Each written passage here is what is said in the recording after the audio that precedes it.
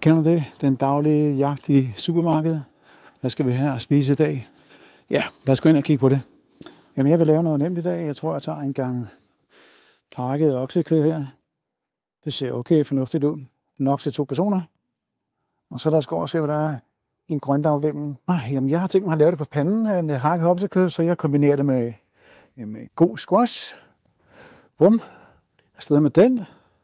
Så går vi over og kigger lidt, om det skulle være et par af de her nye springløg her. Ja tak. Champignon, der har jeg deroppe, så det bruger jeg, når jeg lige kommer hjem.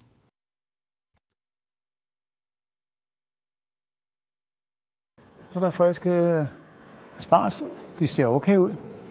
Så tager jeg rød peber. Det kan jeg godt lide nede i. Bare for adspredelsens skyld, så kan du også tage en lille majs i.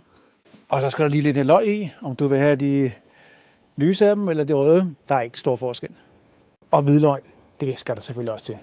Så skal det have en pose gulerødder med hjem. Lad os komme i gang med at få snittet lidt hvidløg. Majsen har jeg ordnet. I gang med lidt rødløg. Der skal også have det andet løg. Har jeg op i små tær, for den skal lige have stikket af på panden, inden jeg går videre. Jeg kan bestemme, at jeg går nu her, og tilsætter jeg en lille smule kokosolie. Det er det, jeg fisker i. Det steger jeg af, mens jeg laver lidt asparges, som jeg også skærer i små bidder her. Og går i gang med springløg. Lidt skiver. Mens det ligger med steger løg derovre. Gulerødder chopper jeg også i små tær. Blander det hele sammen på panden.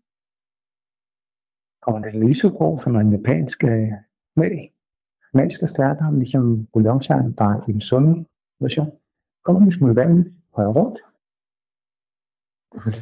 Vand, grøntsagerne, og den grønne rundt. Bjærsken bliver lidt lækker og over. Så kan se, at jeg har stegt kød af, så den ligger klar. Nu skal der lidt salt og lidt peber på. Og så blander jeg det hele sammen. Kommer der noget på, der hedder tamari. Ligesom en sojasauce, det smager virkelig godt. Ruller, så er retten klar. Værsgo.